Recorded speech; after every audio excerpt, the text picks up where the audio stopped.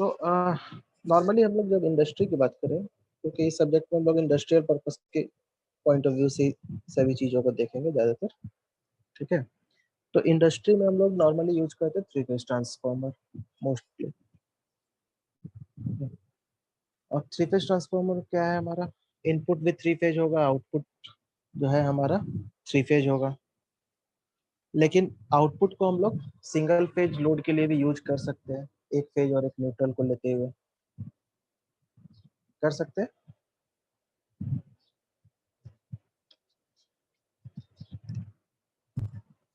Okay. So, in order to select the correct three-phase transformer, what should be the basis to select a three-phase transformer? First of all, we should determine some points. Okay, what are those points? The first one is the equipment being installed that operates on a three-phase supply. Okay, चूंकि हम लोग बात कर रहे हैं three phase transformer की ना, तो थ्री फेज ट्रांसफार्मर की बात कर रहे हैं तो थ्री फेज सप्लाई का होना जरूरी है। ठीक है, तभी हम लोग थ्री फेज ट्रांसफार्मर यूज करेंगे। दूसरा, primary voltage of the transformer. Transformer का प्राइमरी वोल्टेज क्या होना चाहिए, जो कि हम लोगों का लाइन वोल्टेज है, इनपुट।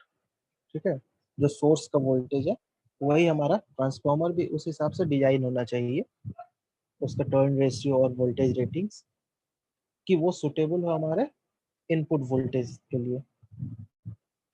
साथ ही साथ जो सेकेंडरी साइड वोल्टेज है उसके लिए भी डिजाइन होना चाहिए। कहने का क्या मतलब हुआ, अगर कोई ट्रांसफार्मर है जिसका कि वोल्टेज रेटिंग दिया हुआ है हमारा वोल्टेज रेशियो 132/33 kV, इसका मतलब क्या हुआ,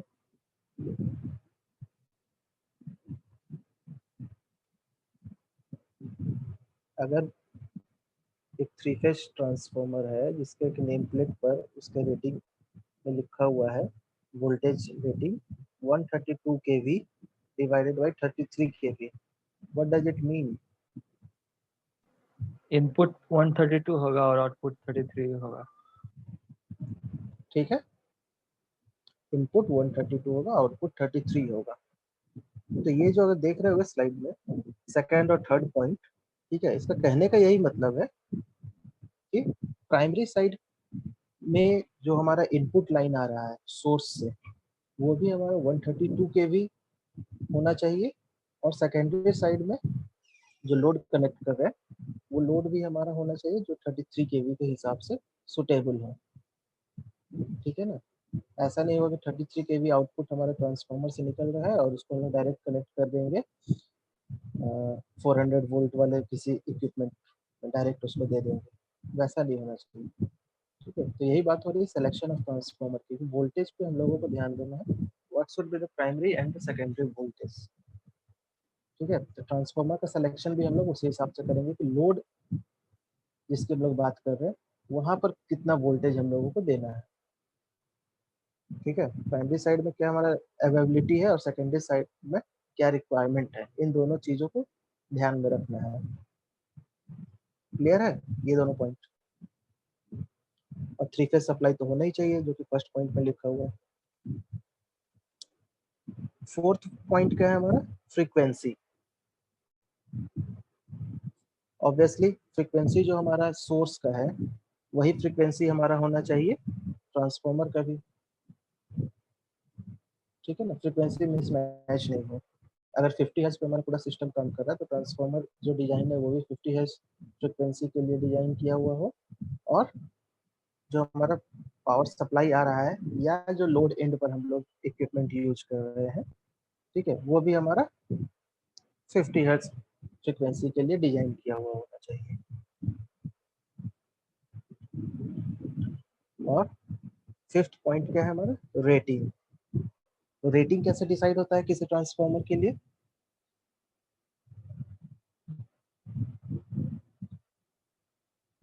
ट्रांसफार्मर के लिए रेटिंग कैसे डिसाइड होता है?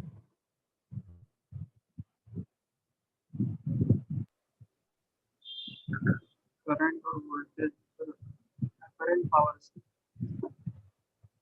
करंट और सर एपरेंट पावर कितना apparent power apparent power. KVA transformer के लिए हम लोग रेटिंग किस में डिफाइन करते हैं? Volt ampere. केवीए हाँ वोल्ट एम्पियर या किलो वोल्ट एम्पियर या मेगा वोल्ट एम्पियर, ठीक है, किस तरह का ट्रांसफॉर्मर है उस पर डिपेंड करता है। तो इसके लिए हम लोगों को क्या चाहिए? करंट और वोल्टेज, ये दो पैरामीटर चाहिए।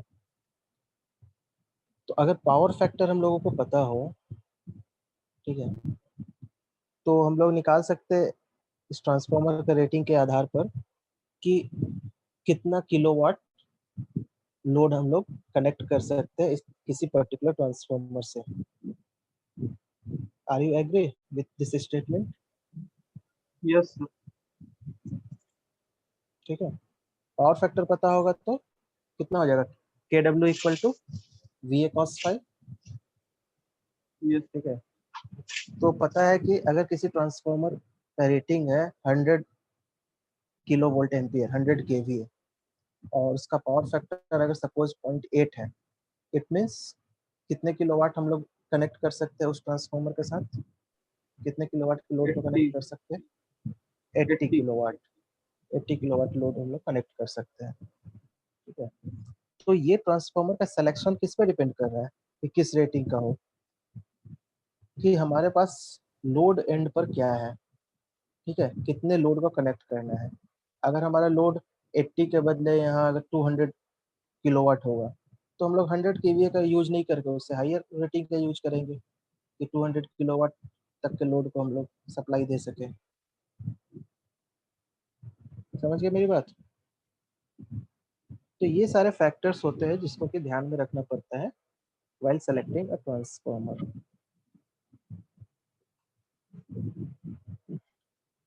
एक एग्जांपल के लिए एक टेबल यहाँ पर दिया गया है, ठीक है, जिससे थोड़ा समझ सकते हो तुम लोग इजीली, ठीक है, जस्ट अंडरस्टैंडिंग के लिए है, ठीक है। कोई एक ये केवीए रेटिंग्स है जो दिया हुआ है, और यहाँ पर लिखा हुआ करंट, ये जो वैल्यूज है ये सारे करंट लिखे 5.55, 4.81 या 8.32, ये सारे करंट्स है इन एम्पियर, और ये डिफरेंट वोल्टेज, ठीक है। तो ये टेबल है full load current table 3 phase transformer. तो अगर ट्रांसफार्मर को हम लोग यूज कर रहे हैं 600 वोल्ट पर, ठीक है, ये सेकेंडरी साइड का वोल्टेज है सपोज 600 वोल्ट हमारी रिक्वायरमेंट है, और ट्रांसफार्मर अगर सपोज हम लोग ले रहे हैं जिसका कैपेसिटी है 30 kVA, ठीक है, 30 kVA ट्रांसफार्मर है और 600 वोल्ट हमारा सेकेंडरी साइड में है वोल्टेज, तो करंट कितना आ रहा? 28.8 ampere. This should be the value of the current. ये कैसे आएगा 28.8 एम्पियर? कैसे कैलकुलेट करेंगे इसको? निकालने का सर क्या होगा के मेथड? सर केवीए को डिवाइड कर दें सर वोल्टेज से करके देखो आएगा क्या इतना? 3 फेज ट्रांसफार्मर है ना, in case of 3 phase transformer हाँ का तो मतलब √3 VI, root root root three से भी डिवाइड करना पड़ेगा। हाँ √3 से भी करना पड़ेगा, यस सर रूट थ्री ठीक है।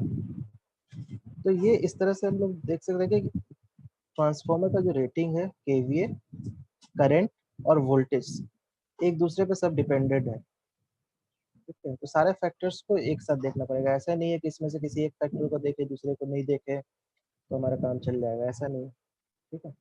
सभी फैक्टर्स को देखना पड़ेगा, तब हम लोग डिसाइड कर पाएंगे कि ट्रांसफार्मर किस रेटिंग का होना चाहिए किसी पर्टिकुलर लोड को फुलफिल करने के लिए, पावर सप्लाई करने के लिए, ठीक है। अब हम लोग आते हैं, सर हाँ सर बोलो, सर हाँ इससे बोलो। पहले वाला जो स्लाइड था ना, इससे पहले वाला जो स्लाइड था ना, उसमें ये दिया हुआ था कि कोई भी सिंगल फेज जो है ओवरलोडेड नहीं होना चाहिए, उसको फिर से एक्सप्लेन कर दीजिए। ये स्लाइड में सर जिसमें वो पॉइंट वाइज दिया हुआ था। ये स्लाइड नहीं सर, इसके बाद था।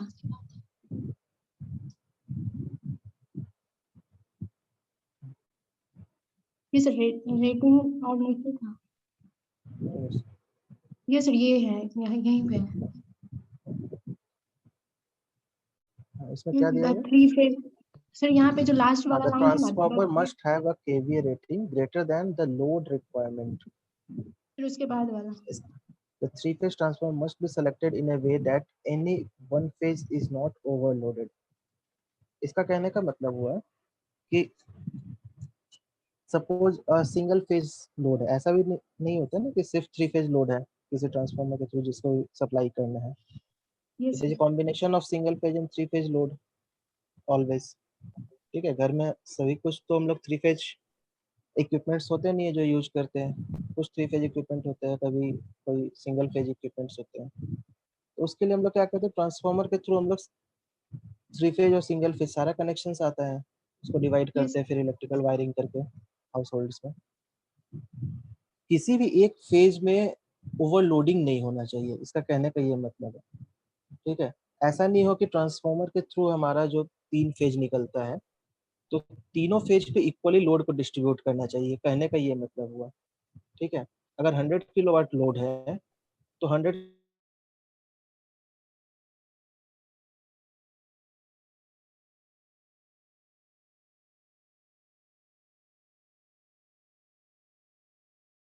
लगे, किसी एक फेज पर हम लोग 60 किलोवाट लोड दे दिए और बाकी दो फेज पर 20-20 किलोवाट का लोड दे दिए 100 किलोवाट में से, ये अनइक्वल डिस्ट्रीब्यूशन होगा. ऐसे केस में क्या होगा, जिस फेज पर 60 किलोवाट का लोड होगा वो फेज हमारा हो सकता है कि ट्रांसफार्मर का वो जो पर्टिकुलर फेज होगा वो बर्न हो जाए.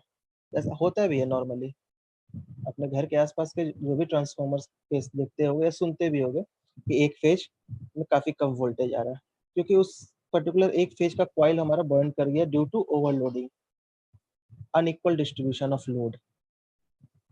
ठीक है, घर में अपने घर के आसपास जो भी ट्रांसफार्मर है वहां से जितने भी घर को कनेक्शंस देना है इक्वली अगर डिस्ट्रीब्यूट नहीं करेंगे तीनों फेज से सारे लोड को तो ऐसा सिचुएशन आता है. वही कह रहा है कि the three phase transformer must be selected in a way that any one phase is not overloaded. ठीक है, ठीक है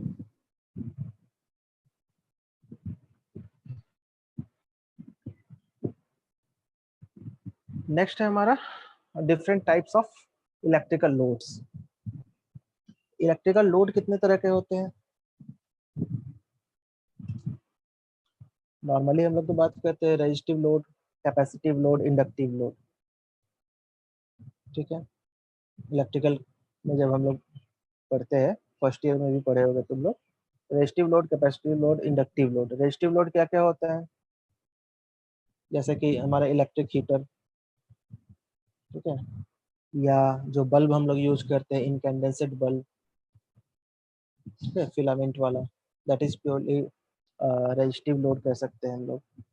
कैपेसिटिव लोड में क्या होता है, कैपेसिटर बैंक का यूज करते हैं, केबल्स का यूज करते हैं, या डिफरेंट टाइप्स ऑफ कैपेसिटर्स हम लोग यूज करते हैं इलेक्ट्रिक सर्किट में, तो हमारा कैपेसिटिव लोड हो गया.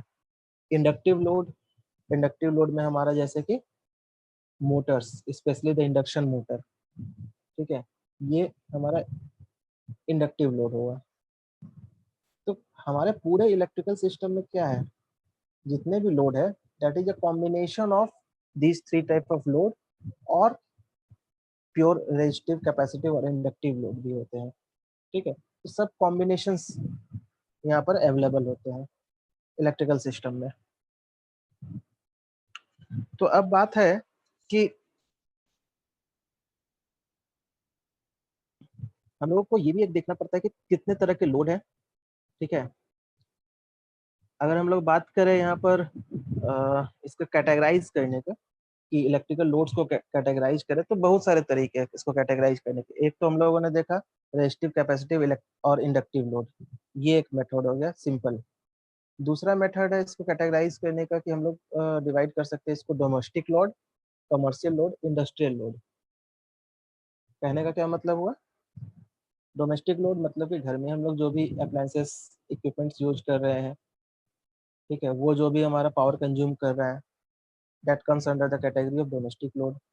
कमर्शियल बिल्डिंग्स है, शॉपिंग कॉम्प्लेक्स है, मॉल है, ठीक है। वहां पर हम लोग जो लोड यूज कर रहे हैं वो सब हमारा कमर्शियल लोड में आ जाएगा, और इंडस्ट्रीज में जो भी हम लोग इक्विपमेंट यूज कर रहे हैं, ठीक है, तो वो हमारा काउंट होगा इंडस्ट्रियल लोड में। तो ये एक दूसरा तरीका है इलेक्ट्रिक लोड को कैटेगराइज करने का। तो हमारा मेन फोकस है, अगर सिलेबस की बात करें तो इंडस्ट्रियल लोड। तो what are the different types of the industrial load, ठीक है। इंडस्ट्रीज को भी हम लोग डिवाइड कर सकते हैं डिफरेंट कैटेगरी में, small scale industries, medium scale, large scale, heavy scale industries, ठीक है। डिवाइड करने का बेसिस क्या है कि वो इंडस्ट्री में जो भी इक्विपमेंट्स है, जो भी वहाँ पर लोड का कंजम्पशन है, वो कम है या ज़्यादा है, ठीक है। अगर वहाँ लोड जो कनेक्टेड है किसी इंडस्ट्री में वो कम लोड है, ठीक है, उसका रेटिंग काफ़ी कम है, तो उसको हम लोग स्मॉल स्केल इंडस्ट्री में काउंट करेंगे। अगर उससे ज़्यादा रेटिंग का है कोई हमारा फैक्ट्री, ठीक है, तो उसको हम लोग मीडियम स्केल इंडस्ट्री में काउंट कर सकते हैं। लाइक दिस हम लोग अलग अलग कैटेगरी में इसको डिवाइड कर दिए। ये डिवाइड करने का पर्पस क्या है अलग अलग कैटेगरी में, कि अगर लोड कम है तो वहाँ पर उसके अकॉर्डिंग जो भी इक्विपमेंट्स है वो सब लो रेटिंग के होंगे, ठीक है। तो वहाँ पर वोल्टेज लेवल जो पावर सप्लाई है वो भी कम वोल्टेज रेटिंग की जरूरत पड़ेगी। हो सकता है 11 kV हमारे लिए वहाँ पर सफिशियंट हो स्मॉल स्केल इंडस्ट्री में, ठीक है। या हो सकता है 400 वोल्ट 3 फेज सप्लाई दे दे रहे हैं हम लोग, उससे भी हमारा काम चल सकता है कुछ मोटर को रन करने के लिए। 5 HP 10 HP का मोटर होगा, 3 फेज सप्लाई 400 वोल्ट के थ्रू भी हम लोग रन कर सकते हैं, वो भी स्मॉल स्केल इंडस्ट्रीज में आ जाएगा। अगर लार्ज स्केल इंडस्ट्री है तो वहाँ हो सकता है कि 11 kV या हो सकता है 33 kV डायरेक्ट सप्लाई करने की जरूरत हो, ठीक है। 100 HP 200 HP के हाई पावर की जरूरत हो, ठीक है। या कोई पंप को रन करना हो जिसके लिए हाई वोल्टेज पावर सप्लाई की जरूरत है, तो वो सब हमारा लार्ज स्केल इंडस्ट्रीज में आ जाएगा। तो किस तरह के अकॉर्डिंग कितना हम लोगों को पावर सप्लाई करना है, किस वोल्टेज रेटिंग का, इसके आधार पे भी हम लोग इसको डिवाइड कर सकते हैं। तो different types of the industrial load, ठीक है।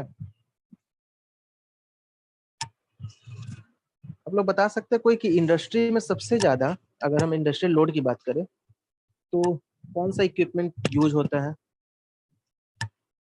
नॉर्मली किसी भी इंडस्ट्रीज में? Induction motor. Induction motor, okay. और किसी का कोई reply? Synchronous motor sir. Synchronous motor, yes sir, वही होता है। और तो मोस्टली इंडक्टिव लोड्स ज्यादा। और कौन सा यूज करते हैं हम लोग?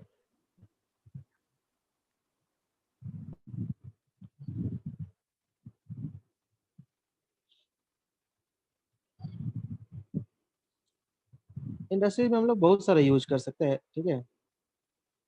सिंक्रोनस मोटर भी यूज करते हैं, इंडक्शन मोटर भी यूज करते हैं, डीसी सीरीज मोटर भी यूज करते हैं, शंट मोटर भी यूज करते हैं, स्क्वायरल सर केज। सिंक्रोनस तो सर मेरे तो सर ये तो जनरेटिंग सेशन में ही होता है ना सिंक्रोनस। सिंक्रोनस जनरेटर या सिंक्रोनस मोटर जो भी है, ठीक है, हम इंडस्ट्री की बात कर रहे हैं ओवरऑल, ठीक है। सिंक्रोनस जनरेटर पावर जनरेट करने के लिए हम लोग यूज करते हैं, मोटर की बात कर रहे हैं। तो मोटर मतलब इंडस्ट्री में यूज होता है मतलब एप्लीकेशन में। हम आते हैं उस पर भी वन बाय वन, ठीक है, थोड़ा बहुत इंट्रोड्यूस करते हैं। तो मेरा बेसिकली कहने का क्या मतलब है, कहने का मतलब है कि डिफरेंट टाइप्स ऑफ मोटर्स हम लोग यूज करते हैं, लेकिन सबसे ज्यादा जो हम लोग यूज करते हैं वो हम लोग यूज करते हैं इंडक्शन मोटर, ठीक है। तो अगर लोड की बात करें विथ रिस्पेक्ट टू मोटर, क्योंकि मोटर ही हमारा सबसे ज्यादा जो लोड को कंज्यूम करता है, पावर कंज्यूम करता है, ठीक है, सबसे अधिक लोड कोई भी बियर करता है तो वो इंडक्शन मोटर ही है जो इंडस्ट्री में नॉर्मली यूज होता है। छोटे से छोटे मोटर से लेकर के हाई रेटिंग तक के मोटर्स सभी इंडक्शन मोटर ही यूज होते हैं ज़्यादातर इंडस्ट्रीज में। So based on the motor industrial load को हम लोग डिवाइड करते हैं 3 डिफरेंट कैटेगरी में, continuous load, intermittent load and variable load. ठीक है, इसके बारे में शायद तुम लोग पढ़े भी होगे, पावर इलेक्ट्रॉनिक्स में थोड़ा बहुत इसके बारे में। ठीक है, तो ये होता क्या है basically, continuous load, intermittent load और वेरिएबल लोड। इसको हम लोग समझने के लिए इसको मोटर के साथ अगर रिलेट करें तो ज़्यादा अच्छे से समझ सकते हैं।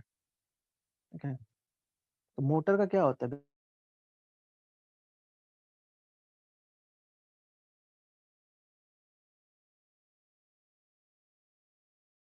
घर में अगर एक मोटर है पंप के लिए, पंप मोटर, ठीक है ना, जो भी यूज करते हैं हम लोग 1 HP का,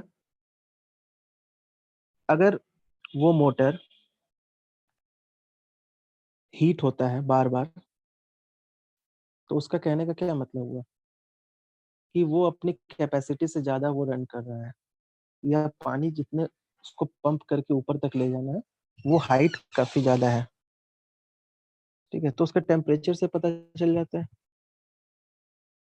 कि यहाँ पर हाई कैपेसिटी मोटर की जरूरत है। ठीक है, और दूसरा उसका टॉर्क। तो ये 2 फैक्टर है जो कि डिसाइड करते हैं कि what should be the size of the motor. Agree? So continuous load क्या होता है, अगर हम देखें कि एक हमारा जो मोटर है, ठीक है,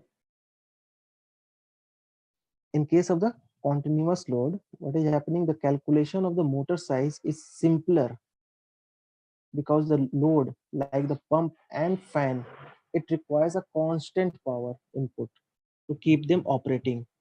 ठीक है, यहाँ constant power की जरूरत पड़ रही है, it requires a constant power। however it is essential However, it is essential to calculate the kilowatt rating of the motor correctly. And if the kilowatt rating of the motor is less than what is required, then the motor will overheat and constantly burn out। ठीक है,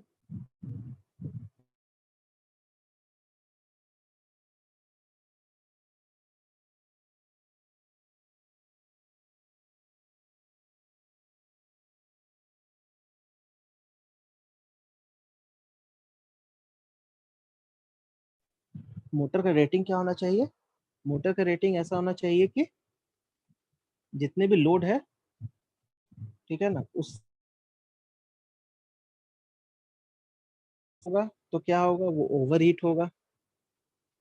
ठीक है, और अगर ज्यादा होगा तो क्या होगा, वो हमारा इजिली जो भी रिक्वायरमेंट है उसको फुलफिल करेगा। जितना भी लोड है उसको हम लोग इजिली हम लोग मोटर को सप्लाई कर सकते हैं, सारा लोड बियर कर सकता है। ठीक है, तो टेम्परेचर राइज का कोई इशू नहीं होगा वहां पर। तो कॉन्टिन्यूअस लोड मीन्स कॉन्टिन्यूअसली एक सर्टेन अमाउंट ऑफ लोड जो है वो हम लोग सप्लाई करें, कांस्टेंट पावर इनपुट। ठीक है, तो इसको हम लोग कह सकते हैं कॉन्टिन्यूअस लोड। इंटरमीडिएट लोड क्या होता है, कुछ देर के लिए पावर सप्लाई हम लोग करेंगे, कुछ देर के लिए लोड रहेगा और फिर उसके बाद कुछ देर के लिए उसको ऑफ कर देंगे। ठीक है, फिर उसको ऑन करेंगे और फिर कुछ देर के लिए उसको ऑफ करेंगे। तो ये होता है हमारा इंटरमिटेंट लोड। ठीक है, कंटिन्यू हम लोग पावर सप्लाई नहीं कर रहे हैं यहाँ पर इस केस में। ठीक है, तो यही बेसिक डिफरेंस है कॉन्टिन्यूअस लोड और इंटरमीडिएट लोड का। इंटरमीडिएट को फिर फर्दर हम लोग चाहे तो डिवाइड कर सकते हैं। ठीक है, डिवाइड इतना थोड़ा डिटेल में बता दिए है लेकिन उतना जरूरत नहीं है, थोड़ा बेटर अंडरस्टैंडिंग के लिए यहाँ पर एक फिगर के थ्रू भी इस चीज को दिखाया गया है। इंटरमीडिएट लोड यहाँ पर क्या हो रहा है, देखो कुछ देर के लिए हम लोग सप्लाई दे रहे हैं, ठीक है, लोड यहाँ पर लोड है कुछ देर के लिए, उसके बाद ये ऑफ पीरियड है, ये टाइम के साथ ग्राफ ड्रॉ किया हुआ, ये ऑफ पीरियड है। उसके बाद फिर से हम लोग यहाँ पर लोड दे रहे हैं और फिर उसके बाद ऑफ। ठीक है, कंटिन्यू ये नहीं है ना, बीच में यहाँ कुछ देर के लिए हम लोग ऑफ कर रहे हैं, तो यही हमारा है इंटरमिटेंट। लेकिन ये कॉन्टिन्यूअस होता तो क्या होता, ये कंटिन्यू हम लोग लोड इसको देते रहते हैं। तो जब देखो टेम्परेचर का भी एक ग्राफ यहाँ पे दिखाया गया है विथ रिस्पेक्ट टू टाइम। जब हम लोग लोड दे रहे हैं तो क्या हो रहा है, टेम्परेचर इंक्रीज कर रहा है, और जब ऑफ कर रहे हैं तो टेम्परेचर डाउन हो रहा है, मोटर जो है कूल हो रहा है। कूल होते होते मिनिमम टेम्परेचर तक आ गया। जब ये आ गया मिनिमम टेम्परेचर, उसके बाद तब हम लोग फिर दोबारा इसको लोड देते हैं और फिर ये प्रोसेस रिपीट करते हैं। तो ये एक तरीका हो गया इंटरमीडिएट लोड का। दूसरा तरीका क्या होता है, सर हम इसके लोगों ने लोड दिया, एग्जाम्पल क्या क्या हो सकते हैं? किसका, इंटरमिटेंट लोड का एग्जाम्पल, मतलब इंडस्ट्री में। एग्जाम्पल्स इंडस्ट्री हमारा यही होता है, जो भी एग्जाम्पल्स है हम इंडक्शन मोटर से तो इसको मतलब रिलेट कर रहे हैं। किस टाइप का लोड होगा प्रैक्टिकल, इंडक्शन मोटर्स, मतलब कौन मोटर्स सा जो भी लोड यूज करते हैं, प्रैक्टिकल जो इंडस्ट्री में एप्लीकेशन? मोटर, मोटर का पर्पस क्या है इंडस्ट्री में हमारा, सर इंडस्ट्री में अगर मतलब देखोगे, वो, अगर कभी ध्यान दिए होगे, अगर इंडस्ट्री में कभी ध्यान दिए हो, ये सर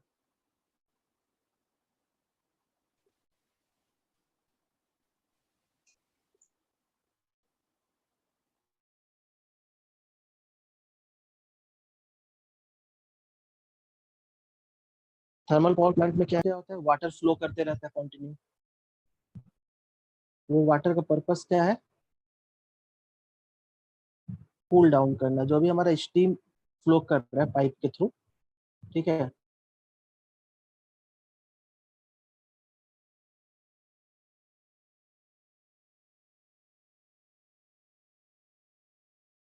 ठीक है, तो कूल करना है। तो मोटर हो सकता है कि किसी पाइपलाइन के थ्रू कंटिन्यू सप्लाई करना है, ठीक है, गैस को फ्लो करवाना है किसी पाइपलाइन के थ्रू कंटिन्यू, तो वहां पर कंटिन्यूअस लोडिंग, कंटिन्यूअस लोड की बात आती है, तो वहाँ मोटर कंटिन्यूअसली रन करेगा। लेकिन हो सकता है कि किसी पाइपलाइन के थ्रू 1 घंटा के लिए सप्लाई करना है, फिर उसको हम लोगों को ब्रेक कर देना है कुछ देर के लिए ड्यू टू एनी रीजन, ठीक है, और फिर उसको हम लोग कुछ देर के बाद फिर ऑन करना है, वो एक साइकिल को रिपीट करना है। तो वही मोटर को हम लोग उस मोड में रन करेंगे इंटरमीडिएट लोड के केस में, ठीक है, उसको हम लोग कर सकते हैं। ओके तो सर। यूज हम लोग कैसे कर रहे हैं, उसके हिसाब से इस चीज को सिर्फ डिफाइन किया गया है, यस ठीक है सर। ना। कंटिन्यू कर रहे हैं या बीच बीच में हम लोग थोड़ा स्टॉप करके मोटर को रन कर रहे हैं, that is the thing what I want to explain, ठीक है। सिर्फ बोले ना कैटेगराइज कर दिया गया इसको एक अलग तरीके से, ऐसा कुछ है नहीं बहुत ज्यादा, है सिर्फ समझने के लिए है, based on the application, based on the different types of the use, कहाँ हम लोग इसको यूज करें, किस तरह से यूज कर रहे हैं, और कुछ नहीं। तो इंटरमीडिएट में भी जैसे बता रहे थे, तो देखो यहाँ पर क्या है, टेम्परेचर जब ये 0 तक आ रहा है फर्स्ट केस में, इस फिगर 1 में टेम्परेचर जब 0 आ रहा है उसके बाद हम लोग दोबारा इसको लोड दे रहे हैं। लेकिन ये एक दूसरा मेथड है इंटरमीडिएट में ही, कि टेम्परेचर 0 नहीं आया लेकिन थोड़ा सा मोटर हमारा कूल हो गया है, उसके बाद दोबारा हम लोग इसको कर रहे हैं। तो हो सकता है कि यहाँ पर हम लोगों को उस मोटर को उतने देर के लिए हम लोगों को स्टॉप करने की जरूरत नहीं है। यहाँ पर साइकिल जो सेट किया हुआ है, कितने कितने देर में मोटर को रन करना है, वो डिफरेंट साइकिल होगा, थोड़ा जल्दी हम लोगों को मोटर को रन करना होगा, ठीक है। तो ये एक अनदर वे है लोड प्रोवाइड करने का, ठीक है। तो ये हो गया हमारा इंटरमीडिएट लोड। तीसरा क्या है, वेरिएबल लोड। वेरिएबल लोड में क्या है कि लोड हमारा हमेशा वेरी करेगा, जैसे कि हमारा कंज्यूमर एंड में ही होता है हमारा, ठीक है। घर में कभी हो सकता है कि लोड वेरी करता है, कभी एसी ऑन करते हैं, कभी बंद कर देते हैं, ठीक है, कभी सारे लाइट्स को में मैक्सिमम लाइट सारा ऑफ कर देंगे, तो लोड वेरी करता है, ठीक है। वैसे इंडस्ट्री में भी होता है, अगर पावर हम लोगों को ज़्यादा जनरेट करना है तो सारे यूनिट्स को एक साथ ऑपरेट करते हैं, सारा जो भी मशीन से पूरा फंक्शनल होता है, तो उस समय हमारा फुल लोड पर काम कर रहा है पूरा सिस्टम। लेकिन पावर रिक्वायरमेंट डिमांड कम है तो पावर जनरेशन कम होगा, तो कुछ मशीन्स को हम लोगों को फुल एफिशिएंसी पे नहीं चला के उसको कम करना पड़ता है। तो लोड वेरी करता है, उसके हिसाब से हमारा जनरेशन भी वेरी करता है। अकॉर्डिंगली मोटर को भी हम लोगों को वेरी करना पड़ेगा, उसके ऑपरेशंस को, जितने भी मोटर यूज हो रहे हैं, ठीक है ना। तो मोटर जैसे भी हम लोग यूज अलग अलग मोड में करेंगे, अलग अलग टाइमिंग के हिसाब से, तो उसका हीटिंग कूलिंग ये सारा कुछ वेरी करेगा, ठीक है। सो ये सब चीज हमारा आ जाता है वेरिएबल लोड के अंडर में। तो ये सब चीजों को डिसाइड करने के लिए क्या करेंगे कि सुटेबल मोटर का क्या होना चाहिए, कौन सा मोटर को हम लोग कहाँ पर यूज करना है, ठीक है। तो सब डिपेंड करता है एप्लीकेशन कहाँ पर, हमारे किस तरह का एप्लीकेशन है, किस तरह के इंडस्ट्री में लोगों को यूज करना है, ठीक है। तो ये एक अनदर वे है कि इंडस्ट्रियल लोड को डिवाइड करने का, ठीक है। Continuous, intermittent and variable load.